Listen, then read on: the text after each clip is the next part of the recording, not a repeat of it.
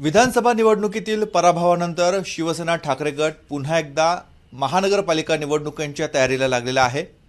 मातोश्रीवर नाशिकमधील शिवसेनेच्या सर्व पदाधिकाऱ्यांना पाचारण करण्यात आलेले आहे। जिल्हाप्रमुख सुधाकर बडगुजर आपल्यासोबत आहेत। मातोश्रीवर बोलवणं आलेलं आहे, काय नेमकी चर्चा होणार आहे?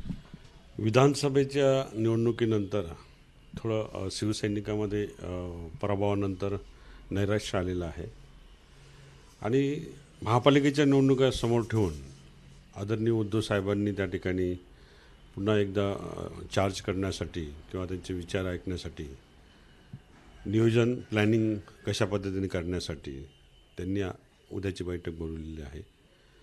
शिवसैनिक निश्चितपणाने उद्धव साहेबांचे विचार ऐकून निश्चितपणाने महापालिकेच्या निवडणुकीमध्ये सक्रिय होऊन निश्चितपणाने विजय मिळवतील।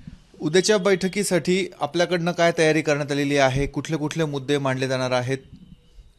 मी आदरणीय उद्धव साहेबांना जे जे अपेक्षित आहे ते उत्तरं त्या ठिकाणी निश्चितपणाने दिली जातील आणि प्लॅनिंगच्या संदर्भात ते आम्हाला काय मार्गदर्शन करतात ते निश्चितपणाने आम्ही ते इम्प्लिमेंटेशन करू।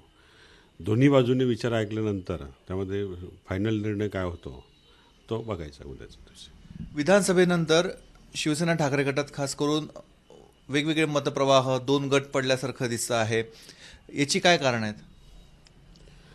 त्याची कारणं आता ज्यांनी गट तयार केले त्यांनाच विचारले पाहिजे। शिवसेना तर इथे एक गटाने म्हणजे एकत्रित गटच आहे। इथं जिल्हा प्रमुख आहे, शहर प्रमुख आहे, सहसंपर्क प्रमुख आहे, उपनेते आहेत। मला असं वाटतं दोन गट पडल्याचं हे मीडियामध्ये दिसतंय, आम्हाला तर दिसत नाही सध्या। पण बरेच नुकतंच एक माजी नगरसेवकाने प्रवेश केलेला आहे शिवसेना शिंदे गटामध्ये। यापुढे देखील भाजप म्हणा किंवा शिवसेना शिंदे गटात ठाकरे गटातनं बरेच नगरसेवक, माजी नगरसेवक हे प्रवेश करतील अशी चर्चा आहे। शिंदे गटामध्ये जे मधुकर जाधव गेलेत त्यांचं स्थानिक पॅनलच्या हिशोबाने त्यांनी तो निर्णय घेतलेला असावा, कारण पोटनिवडणुकीमध्ये त्यांना शिवसेनेने निवडणूक लढवायला सांगितली आणि त्यांना विजयी करण्यासाठी शिवसैनिकांनी प्रचंड मेहनत केली होती। त्याचं भान तरी त्यांनी ठेवायला पाहिजे होतं, परंतु लोकशाही आहे, त्या पद्धतीने ते गेलेत।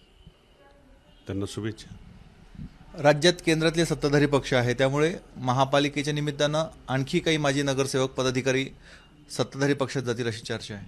नाही, चर्चा आहे शहरामध्ये पूर्ण की अशा पद्धतीने अनेक नगरसेवक जातील, फक्त चर्चा आहे, पण ठोस पुरावे नाहीत, ते आम्ही शोधतोय। तुम्ही देखील भाजपमध्ये जाणार अशी चर्चा आहे? नाही, हां, माझ्या बाबतीत तर मी आदरणीय उद्धव साहेबांना सांगितलं की आपल्या गटातील काही लोक ज्यांना काही पदं घ्यायची आहेत तीच चर्चा घडवून आणतायत आणि माझ्या काही अडचणी आहेत आणि मी बॅकफूटवरती राहून मी सध्या काम करेल असं मी त्यांना सांगितलेलं आहे यापूर्वीसुद्धा। तुम्ही जाणार नाही कुठे? मी इथंच आहे, मी कुठं जाणार नाही, मी इथंच आहे। महापालिका निवडणुका काय तयारी चालू आहे? तुम्हाला महाविकास आघाडीचे जे घटक पक्ष आहेत त्यांच्याबरोबर निवडणूक लढणं जास्त सोपं जाणार आहे की स्वबळावर? नाही, महाविकास आघाडीमध्ये निवडणूक लढवायला हरकत नाही, परंतु जे विधानसभेच्या दृष्टीने ज्या पद्धतीने भारतीय जनता पार्टीने ज्या पद्धतीने हिंदुत्वाचा मुद्दा हा पुढे केला, तर मला असं वाटतं की हिंदुत्वाच्या मुद्द्यावरती जे बाळासाहेबांचे विचार आहेत तेच आपण घेऊन पुढे गेलं पाहिजे।